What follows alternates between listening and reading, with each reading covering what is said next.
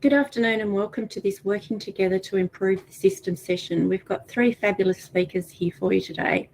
My name's Jane Wood and I'm one of the AYJC representatives from Tasmania.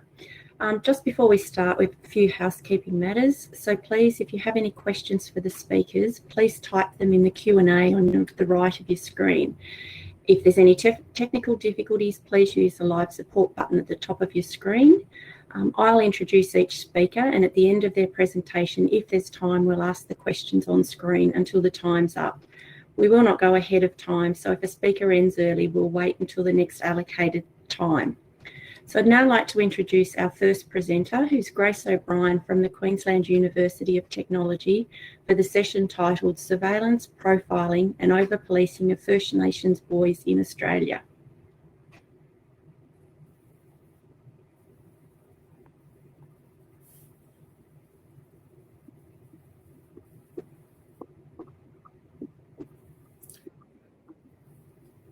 Okay, thank you. Good afternoon, everyone, or it's morning here in Queensland. I'm Dr. Grace O'Brien from the Queensland University of Technology. And I'll just share my screen with everyone.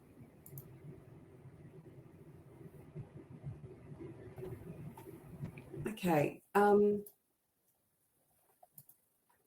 Firstly, I'd like to thank and pay my respects to the tangata whenua of Aotearoa for the opportunity to present my research at the Australasian Youth Justice Conference today, and also the Auckland University and the Australian Youth Justice Conference organisers. I'd also like to pay my respects and acknowledge the Turrbal and Yagara peoples as the First Nations owners of the lands where QUT sits, and I wish to pay my respects to the elders, laws, customs and creation spirits. I recognise that these lands have always been places of teaching and learning. So today I'm going to, I guess, do a 15-minute focus. I'm going to give you a brief introduction of who I am to be where I am today. Looking at the discussion on racial profiling, surveillance and over-policing of First Nations boys, particularly in Australia. And then a very brief touch on my current research focus with Mindil Aboriginal Corporation, who are located in the Moreton Bay community, which is just on the north side of Brisbane. So historically, we know that policing in Australia has been used to disperse First Nations peoples from country, enforce segregation on missions and reserves, and remove First Nations children from their families, which is part of the stolen generation. And that part of the stolen generation still continues on today with mass removals of First Nations children and control of geographical movement and expression of language and culture. The criminalisation of First Nations peoples in Australia has been and continues to be embedded within the social fabrication of the Australian identity and within our society. In 2012, when I was beginning my master's degree, I started researching educational exclusion of young First Nations males from Education Queensland in the North Coast region. And what I found was that a lot of those young people were consequently being incarcerated, being picked up by police, and ending up in the juvenile justice system. And while I was doing my doctoral thesis, I also investigated this phenomena at a national and international level and found pretty much the same story across the nation and also in places such as Canada, United States, and also New Zealand. I found that across all year levels, First Nations children, particularly boys, were being excluded or suspended from schools at much higher rates than their non-Indigenous counterparts. And the research also showed that higher rates of contact with the police, the courts, sentencing and juvenile incarceration was taking place. So just some statistics, and I'm only going to touch briefly on statistics because there are so many statistics out there to get through. It would be impossible to do it in a 15-minute session. But if you have a look here, in 2000, which is the I guess the most recent data I could collect, 10 to 17-year-old, in Queensland, 10 to 17-year-olds make up around 9% of the population, First Nations children, but 65% of the youth detention population. Young males are 4 times more likely than their female counterparts to be under community supervision, and about 8 to 9 times more likely than females to be in detention. And although we can see that community conferencing is a preferred method or option for many peoples in First Nations communities, this figure is also lower for First Nations youth, so only at 5% compared to 9% for non-Indigenous children who are diverted to community conferencing. So a little bit about racial profiling, surveillance and over-policing. We know that negative stereotyping of First Nations children within the education system is a problem, and the community's use of deficit discourses about home and family life by educators, politicians, media, government agencies, it's constantly used to present this idea of poor educational outcomes and subsequent consequences for the life choices of First Nations peoples of Australia. And it appears that whether consciously or subconsciously, racial profiling and surveillance of First Nations children occurs at all year levels of education, from preschool to secondary school and within all sectors of the community. Just as in Canada and New Zealand, ongoing negative relationships between police and minority groups are a significant contributing factor of the higher incarceration rates of First Nations young people in Australia. And we know, and we have seen, that the racial profiling and surveillance of First Nations boys in particular starts at a very young age, around about 8 in some cases in Queensland and across Australia. And those who are profiled by police indeed reflect the embodiment of First Nations adults who are currently overrepresented within the Australian prison systems. And we know that internationally, First Nations peoples are the most incarcerated peoples in the world per capita. Although young First Nations peoples represent approximately 6% of the population aged 10 to 17 years across Australia, they make up 58% of the children who are incarcerated in juvenile detention across Australia. For example, at present in the Brisbane Youth Detention Centre, I think it's approximately 83% of young First Nations people who are incarcerated. And in Townsville, in the Cleveland Youth Detention Centre, I think the figure's now over 90% of young First Nations peoples who are incarcerated in juvenile detention. So we see things like coercive policing practices used within our communities, and First Nations youth are 4 times more likely to be subject to stop, search and detain practices. Coercive practices might include things like eliciting fear, patterns of behaviour by police which are threatening, forcing children to admit to crimes that they did not commit, police violence and aggression. And police do have considerable powers and discretion as to who receives a caution, who's diverted away from the courts, and whether a young person is detained in custody with or without sentencing. So this is problematic in itself because the police are virtually policing themselves as to whether young First Nations people are sentenced and or charged with, are charged or diverted away from the criminal youth justice system. So I've got 2 examples of surveillance and racial profiling to talk to you about today.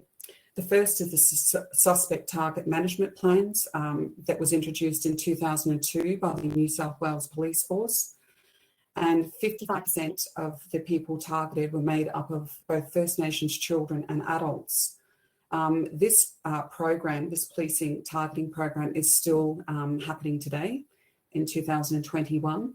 And although there hasn't been very much concrete data or evidence to say that this approach is working, the police continue to work with this targeting system, but they refuse to let the general public know what methods they're using to target people. So children as young as 9 years appear on the list of nearly 500 people. And there's much more people on that list now. It's gotten higher. Many First Nations children who appeared on this had no previous criminal conviction whatsoever. And then there is the issue with the research that Pert et al. Did, with police indiscriminately photographing First Nations children in a small town in northwest of Queensland. It was found that the people photographing them, taking the details down without parental permission, without anyone there. And when the police commissioner was asked about this process, he said it was to identify possible criminal processes which might be happening within the community. It was later found out that out of the 500 children that were photographed, the majority being First Nations children, there's about 38% population of First Nations people in this community. It was found that only 20 children out of the 500 that were photographed had actually been involved in any criminal activity. So inherently, this is a problem because we're looking at discrimination, we're looking at human rights abuses, and we're looking at contraventions of the rights of children here in this process. So First Nations people continue to have an inherently complex and problematic relationship with police and policing since invasion and colonisation. We see deaths in custody, police killings with no charges or very few charges, high arrest rates for minor infringements, refusal of bail, detained without charge, and over-incarceration. All of these things, together with discrimination, racial bias within our court system, over-policing in communities, particularly regional and remote communities, do result in high populations of Indigenous people being incarcerated.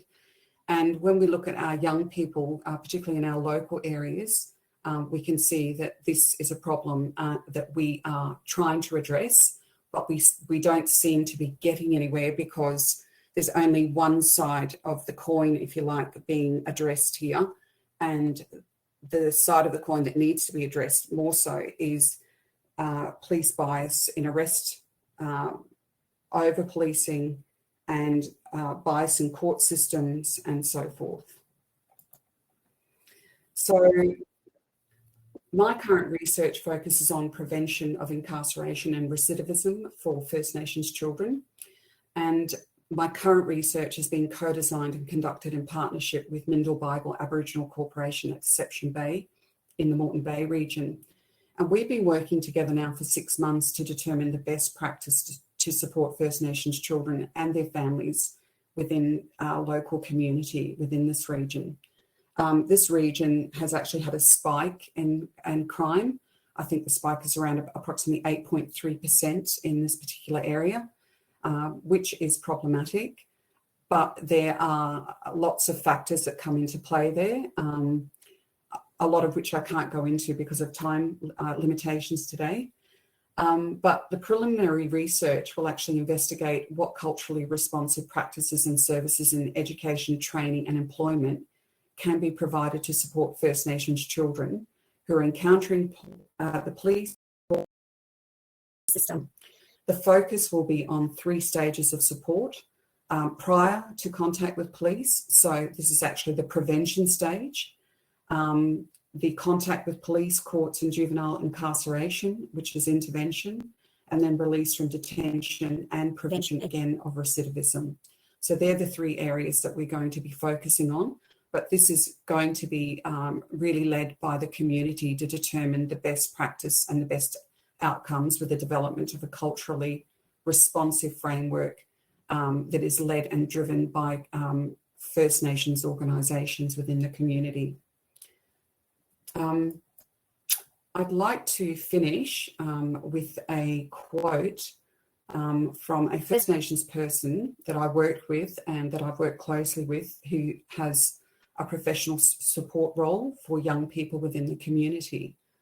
And he said, "The government needs to own it and schools really need to reach out. The education system needs to reach out and really have a holistic approach as to how they are teaching Aboriginal and Torres Strait Islander children. What do they want to teach these kids, and what do they expect from them? Teach them about their stuff, who they are, because all they know about white fellas is policemen, child safety, and the prison guard. Thank you very much for listening.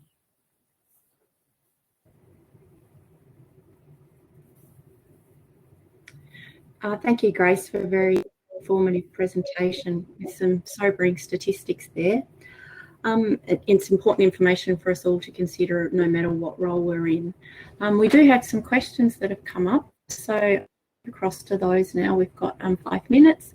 So we've got a question from Teresa Cunningham.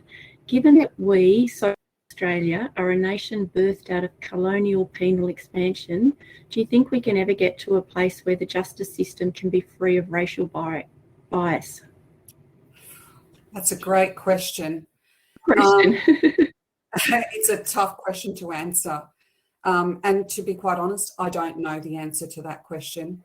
I'd like to be able to say yes, but we've got to deconstruct the white systems, because the systems don't work for First Nations peoples.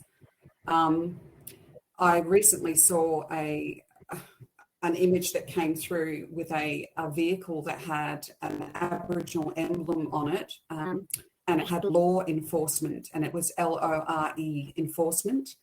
And I thought to myself, it kind of made me, it jarred me a little, because I was thinking, is this actually the way that we want to go? Do we actually want to take on LAW enforcement systems rather than actually go back to culturally appropriate practices, which wouldn't include using these kind of police type vehicles that still embody that whole idea of white privilege and white power, if you like, because that's really what First Nations people see when they see law enforcement.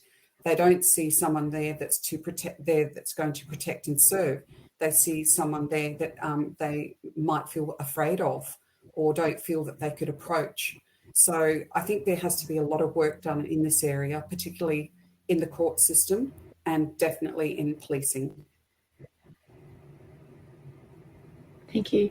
I think we've got time for one more question. So we have a question from Joanna Price Murray. That was so amazing and important to hear. Are the issues in Moreton Bay similar to Townsville and the spike there of young offenders? Are there lessons for other regions? Yeah, I agree with you, it's Joanna, I think.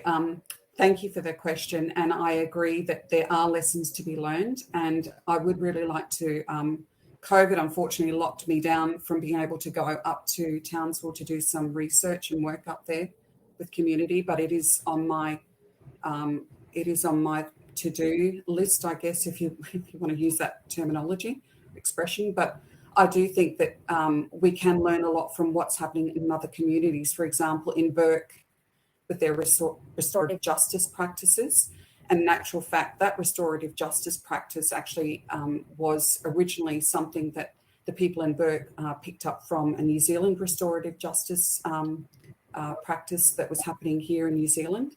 And then they've formulated that and worked with the community to make it their own.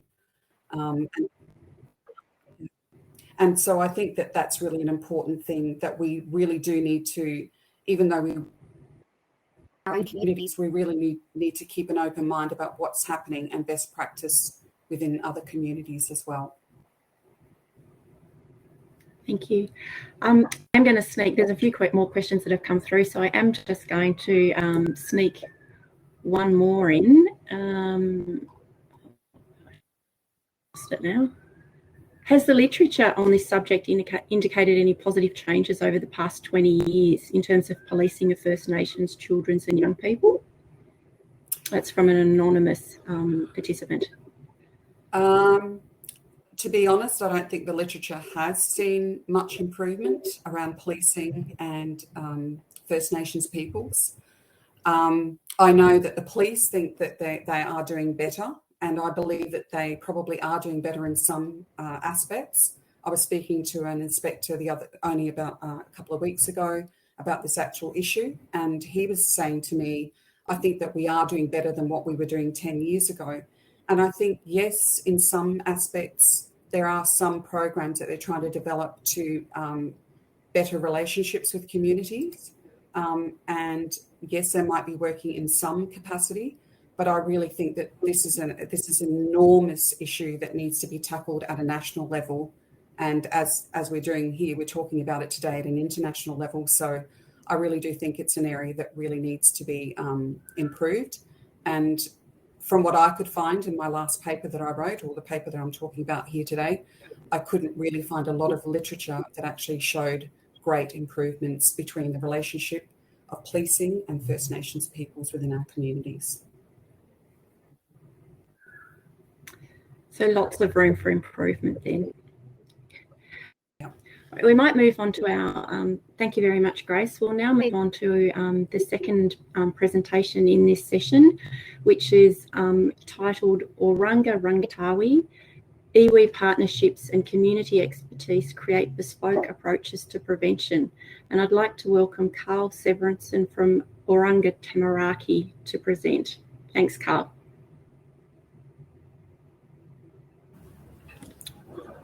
Kia ora, ko Karl Severinsen tōku ingoa. I'm the Programs and Projects Manager from Oranga Rangatahi Central Youth Justice Region, and I'm responsible for supporting our Oranga Rangatahi programs. I'd hope to have my team with me today to help with this presentation. However, COVID has sadly made that impossible. Oranga Rangatahi started in Huntly about 4 years ago. They are the bespoke early intervention programs for young people at risk of entering the youth justice system. Oranga Rangatahi has partnered with other agencies to support young people at risk, supporting whānau and building youth potential. We have now established programs in Huntly, Opotiki, Taitoko Levin, Wairoa, and most recently, Flaxmere and Maraenui. This is Dale, Rangi, and Derek from Whakatohia in Opotiki. They would have loved to be with me today. Sadly, they couldn't. Next is a video made by Whakatohia that highlights what the program has done for their community. I've seen huge growth and change, the change of the whole name going from Hoawhitia to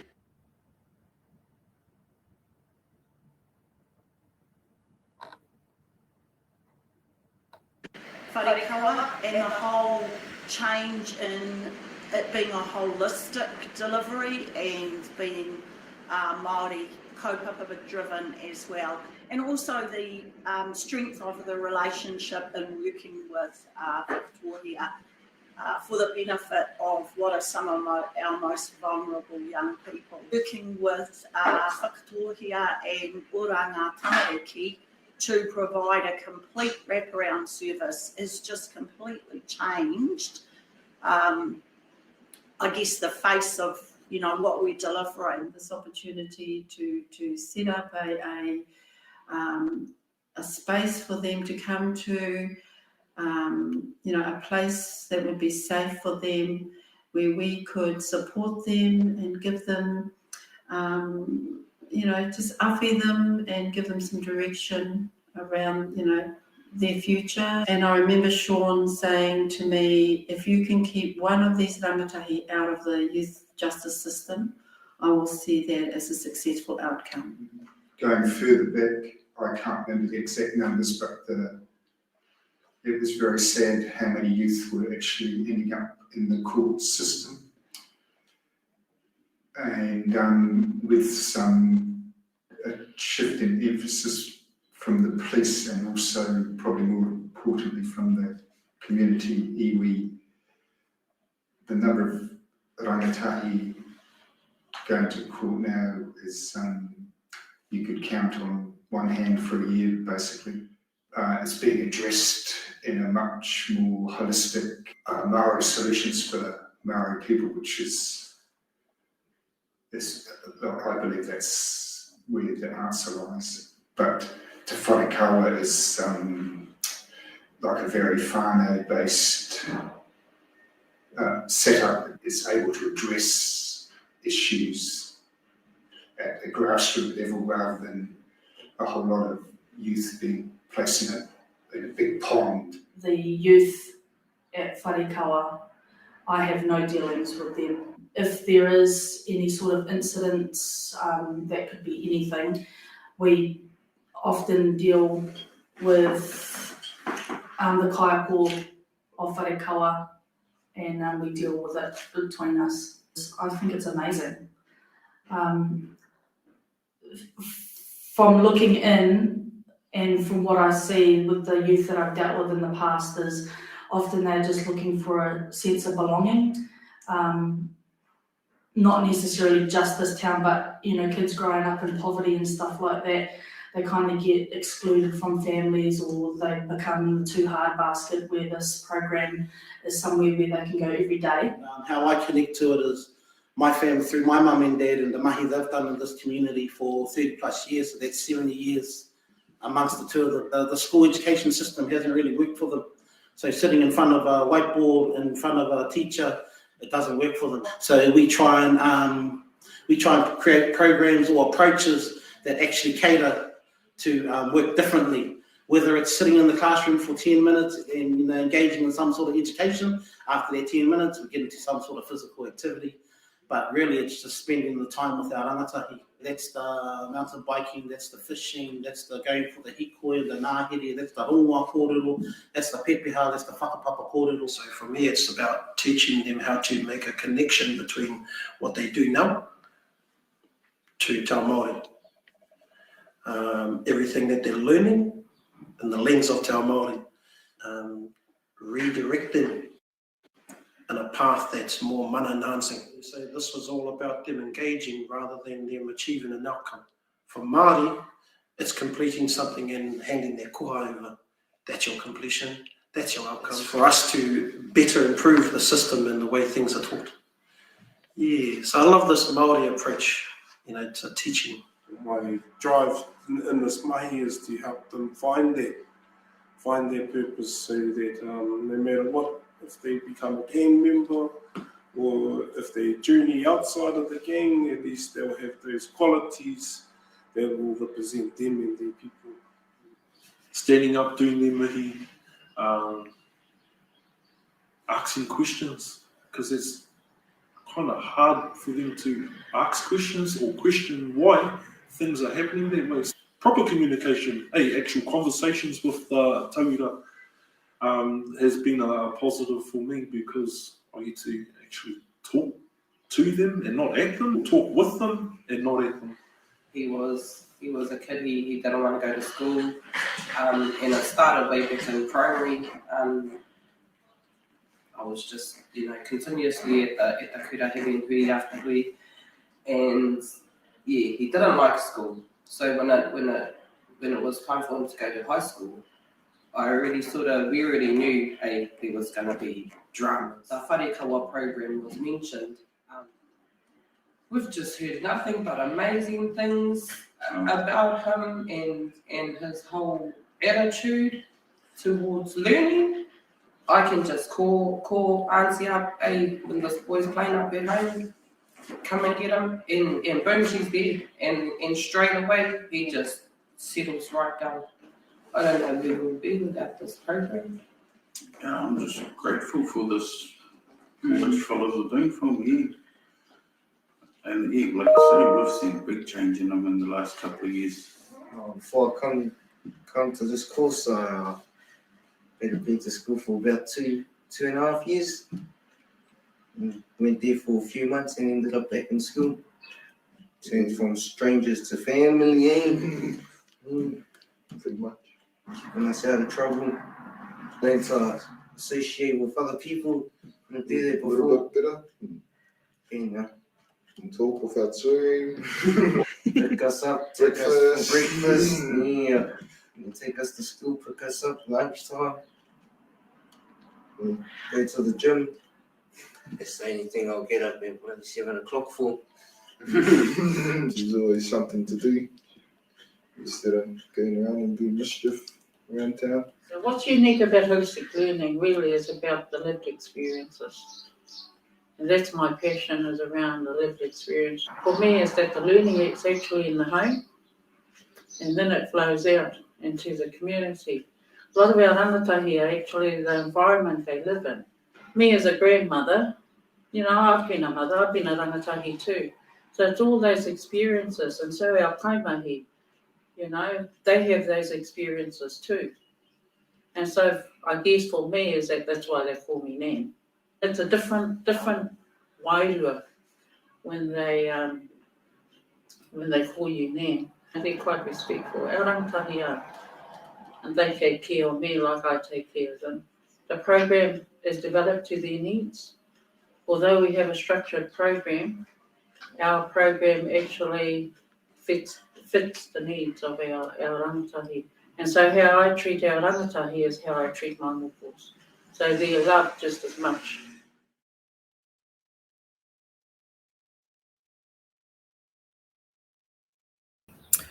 Thank you so much for sharing your stories.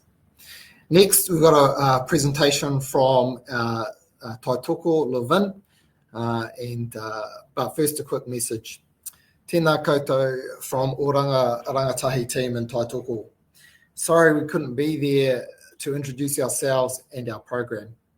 However, what you're about to see is a video that highlights our kawa, tikanga, who we are, where we come from, and what is important to us.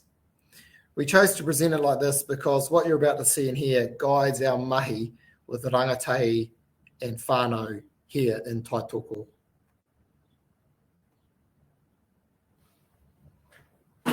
Kia ora, I'm Lashania. I'm from Shannon. I'm a part of Auntie Nikki and Auntie Selena's Rangatahi program. I have been for a couple of months. My experience with them has been amazing.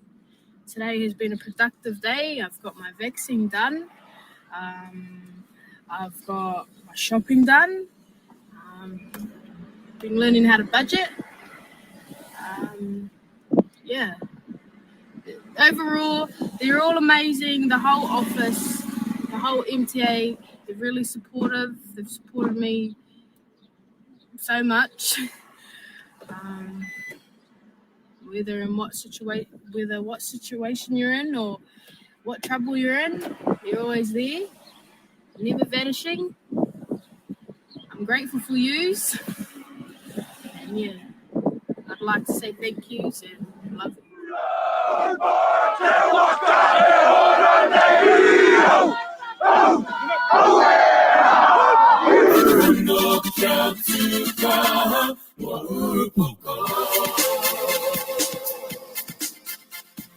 Everyone, my name's Di. I have the privilege of being the lead for Maurupuku Tribal Authority.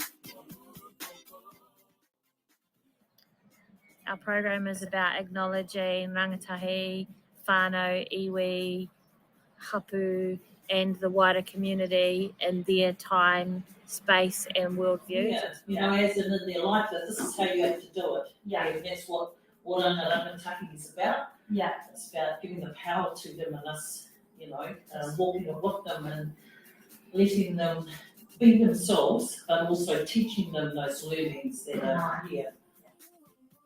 We're all we are part of a whānau, we're a part of a community, we're part of a hapu, we're part of an iwi. And using that collective partnership model is key to how we work as a program. The way we work with our rangatahi and their whānau is that we work alongside them, find out what their goals are.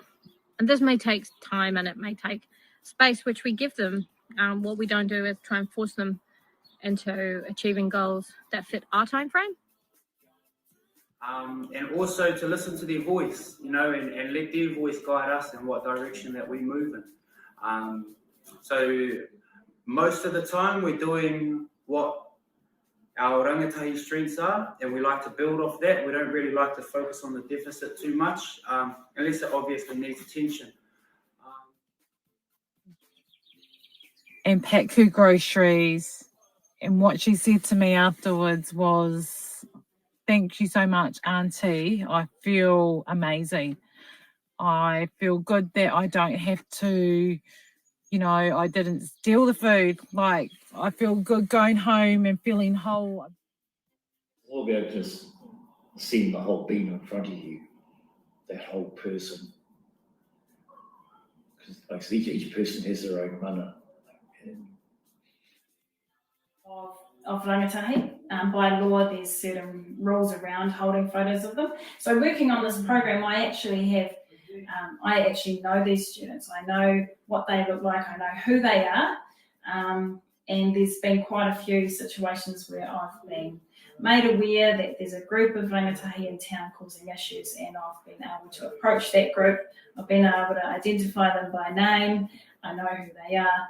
And quite a number of times, the students in those groups that have known me, that are from this program, have actually approached me and said, "Oh, look, can I have a lift? Can you get me out of here? Can you take me home?" And I'm able to get them out of that situation before they've gotten into any trouble, or any attention to themselves.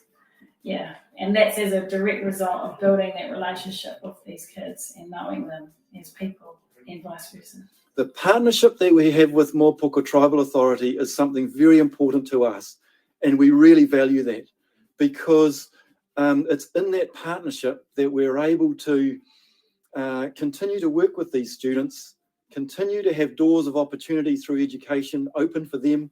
And if it wasn't for Oranga Rangatahi, if it wasn't for our partnership with Mōpoko Tribal Authority, we really would be stuck. We wouldn't know where to go. And so from my point of view, they're absolutely vital. They're doing a stunning job. Been in the youth justice world a long time, and my widow to all of you would be to start dreaming with whānau, because when we start dreaming with whānau, then we see them thrive, and then that addresses all of the stuff that we hear about every day, all of those negative and barriers. When we see a whānau dream, it's infectious and they start moving, whether we're there to help them or not.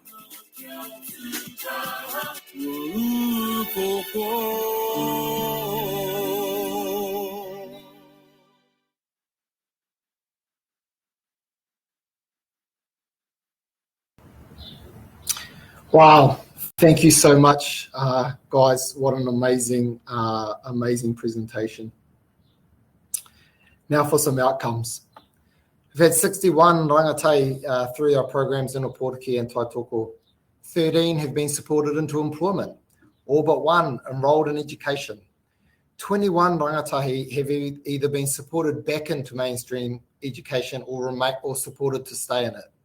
3 have been able to attend post-high school education providers, and only 4 rangatahi have required a youth justice family group conference.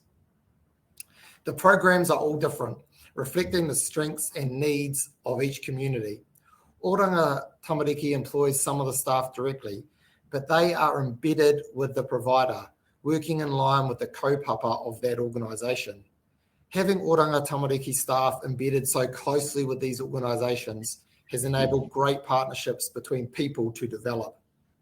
And work is being done, and the work that is being done and achieved is inspiring. Yes, we are seeing a reduction in offending behaviour, but we see much more than that. We see rangatahi re-engaging in education, dreaming about positive futures and learning new skills, and then taking those home to share with whānau. Getting licenses, gaining employment, learning who they are and who they might become. Change doesn't stop with the rangatahi. These programs have enabled whānau to become stronger. They're supporting positive changes in wellbeing for rangatahi, whānau, and community. That's the end. I think my time is well and truly up. Thank you so much to my team and our amazing partners for the exceptional mahi you are doing in their communities. If people have questions or want further information, please feel free to contact me on details provided. So proud of my team, so proud of all the mahi that's been done. Thank you, everyone. Enjoy the rest of your conference.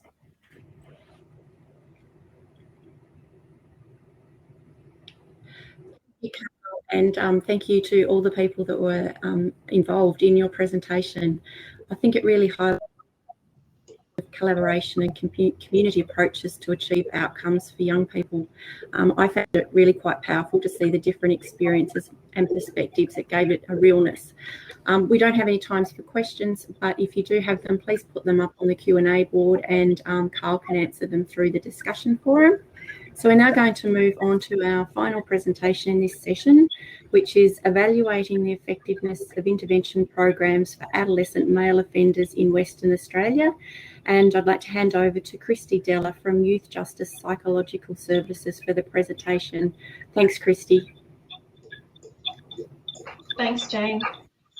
What an amazing presentation. Such a hard one to follow. I'll do my best. So I'm Kristie Dellar. I am a Senior Programs Officer with Youth Justice Psych Services, Department of Justice here in Western Australia. I was going to be co-presenting with Rayleigh Warner. Unfortunately, she's having some technical difficulties, so I'm going to have to do it on my own today. I'll do my best to cover her research.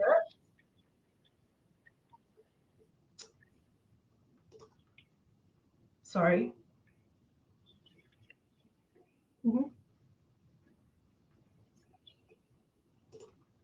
Yep.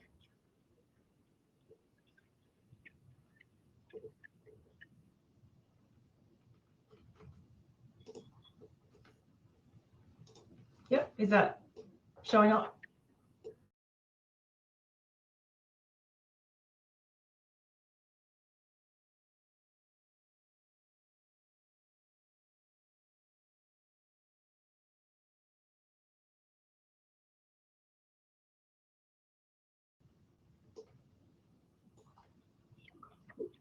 Yep, okay.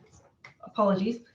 All right, I'll get stuck in. So first I'd like to begin by acknowledging the traditional custodians of country throughout Australia and their connections to land, sea and community, particularly the Whadjuk people from the Noongar Nation, the land on which this presentation takes place today. I pay my respects to elders past, present and future, and extend that respect to all Aboriginal and Torres Strait Islander peoples. Okay, so today I'm going to be presenting the results from 2 studies. basically we wanted to review some of the criminogenic programs that we deliver here to young people in custody in Western Australia. So we know that there is a lack of empirical published research looking at individual specific programs, particularly in custody and particularly in Australia. So I'm going to first provide an overview of the emotional management program and some of the results that we found, and then I'll go through the healthy relationships program after that. So just a brief overview, emotional management program. It's a 10-session group program. It's cognitive, behavioural and skills-based, and it targets a range of general criminogenic needs. So the program was designed for male adolescents in detention, and there is a minimum age limit of 14 and above. So it's delivered twice a week. The sessions run for about an hour and a half each, and delivered by 2 facilitators who are qualified in either psychology or social work. So the objectives of our research, we wanted to basically evaluate whether the program is actually effective in improving the emotional regulation skills of participants. And we also wanted to see if it was having an impact on decreasing aggressive thoughts and attitudes as well. So just in terms of the sample that we used for the research, the data was provided by the West Australian Department of Justice, and it included pre and post-program data for participants who had attended the program between 2017 and 2020. So our total sample ended up being 92 participants. And of those participants, we had 82 that completed the program and 10 who did not complete the program for various reasons. So as I said, minimum age of 14 years to be able to be accepted into these programs, and the average age of our sample was 16.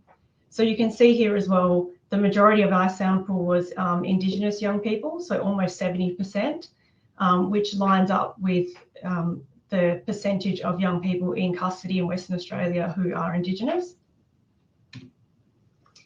All right, so basically for the program, we take measures before the program starts, and then we take the same measures after the program has finished. Or if the participants don't complete, we typically meet with them about a week after they've either withdrawn or haven't been able to finish the program and administer the questionnaires again.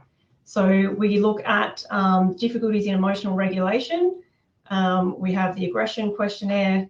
We also assess treatment readiness and motivation. So we only do this prior to the program, and then we look at treatment engagement post-program participation or completion. Another measure that we looked at was just the stats around participants who returned to custody within 6 months of their release and post-program participation or completion. And then we also have some qualitative data on feedback that we gain from participants who have been through the program. All right, so this is just an overview of some of the results that we found. So we had a look at the whole sample, so the 92 participants. Then we also separated to look at the program completers and also the program non-completers, just to see if there was any differences. So what we found with the program completers, there was statistically significant improvements in emotional regulation following completion of the program, and also significant improvements in terms of aggressive thoughts and behaviours. What we also found with the program non-completers, which we weren't really expecting, was also some quite significant improvements as well. So that was kind of letting us know that any sort of participation in the program without necessarily having completed it was actually having benefits as well for the young people. Of the program completers, only 29.2% returned to custody within 6 months of having been released, compared to 70% of the program non-completers. When we looked through the participant feedback, it really highlighted the importance for the participants, the relationship that is actually developed between program facilitators and them throughout the program, in terms of just building their confidence and efficacy to make behavioural change. So that really came across in the feedback that was received. And also just the style and delivery of the program. So lots of comments about the sort of tools that we used, the videos, music, all of that kind of stuff, and the way it was actually delivered was really highlighted by the participants as being really beneficial.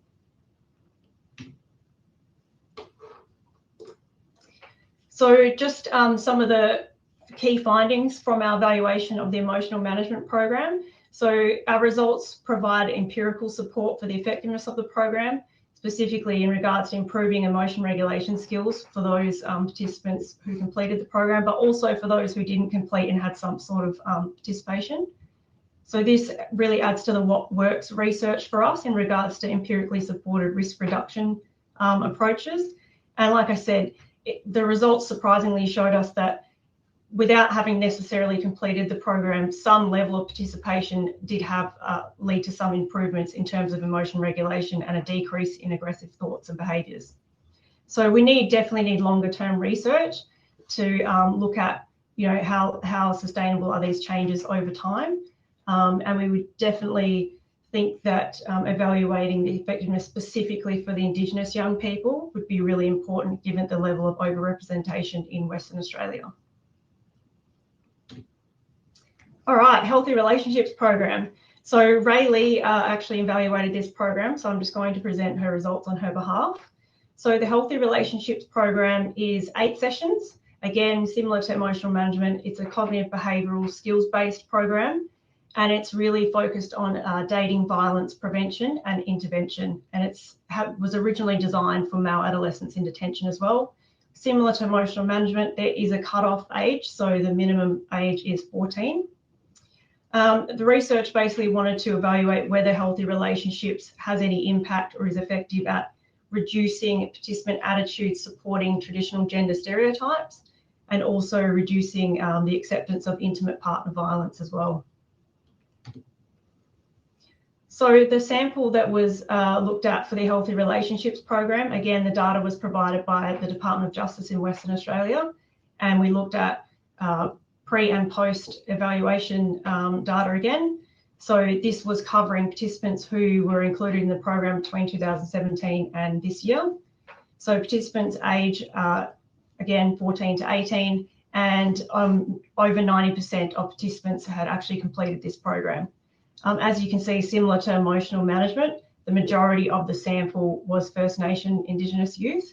And again, that is very consistent with the numbers that we see in custody here in Western Australia. So some of the measures, again, we take measures before the program starts and at program completion. So looking at the acceptance of couple violence, this is just a measure that evaluates participants' attitudes supporting intimate partner violence. We look at attitudes towards women, which is the Adolescent scale. Basically, this is a measure of endorsement of traditional gender roles and stereotypes as some of those attitudes. Again, we look at treatment readiness prior to group participation and then treatment engagement following completion. And we also had some qualitative data taken from participant feedback.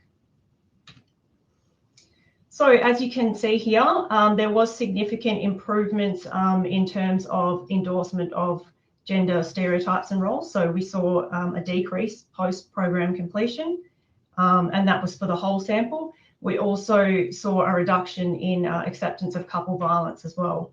And then Rayleigh also examined the Indigenous-only cohort, and similar to the whole sample, found significant improvements in terms of reducing those attitudes endorsing traditional gender stereotypes and also reducing the acceptance of couple violence. So what the results are telling us, preliminary results are telling us there is empirical support for the effectiveness of the Healthy Relationships Program, specifically in terms of just reducing those attitudes and endorsement of traditional gender roles and stereotypes, and also reducing the acceptance of intimate partner violence. So again, the evaluation of this program adds to our understanding of what works in terms of risk reduction approaches. And again, Rayleigh recommended that longer term research is definitely needed to evaluate the sustainability of these observed changes over time. And that is it for our presentation.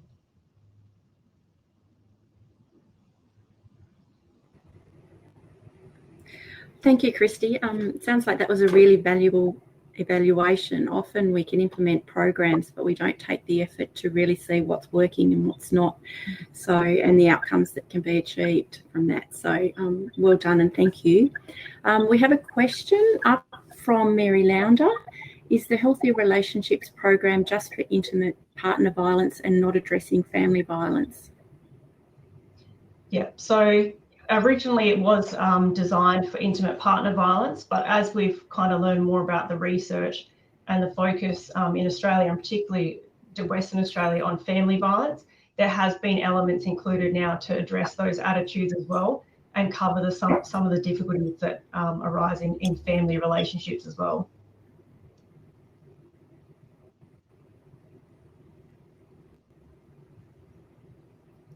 Thank you.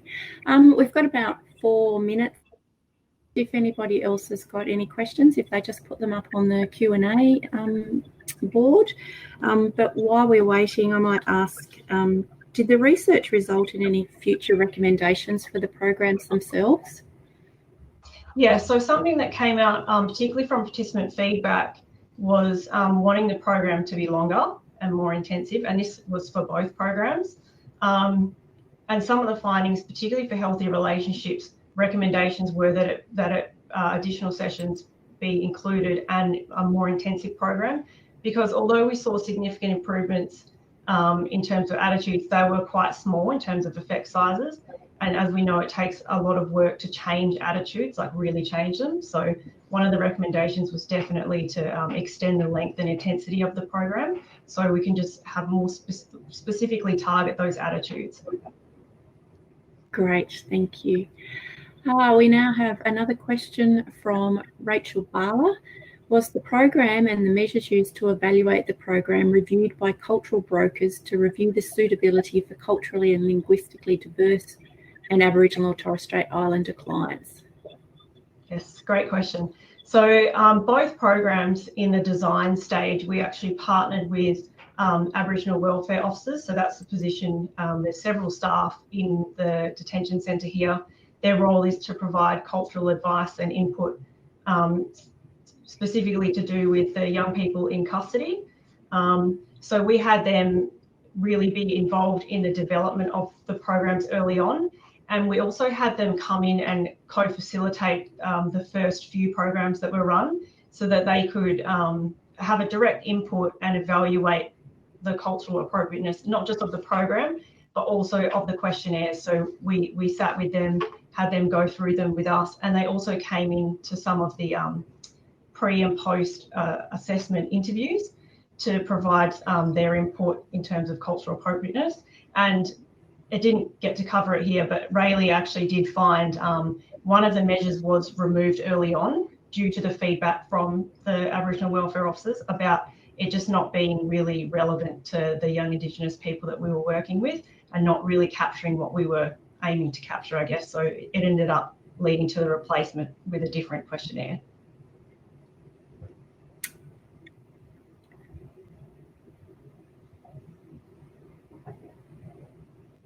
Thank you.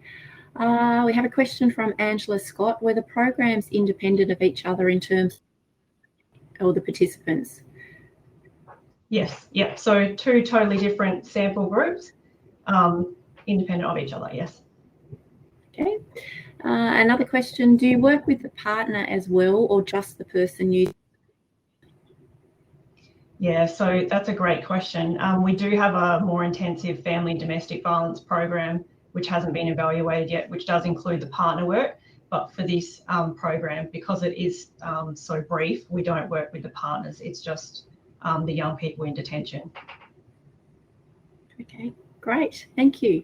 So there's no more questions there and our time is just about up. So thank you, Kristie, and I'll wrap this session up. So I'd like to thank all of today's speakers and everyone else for participating. Enjoy the rest of your day. Thank you. Thank you.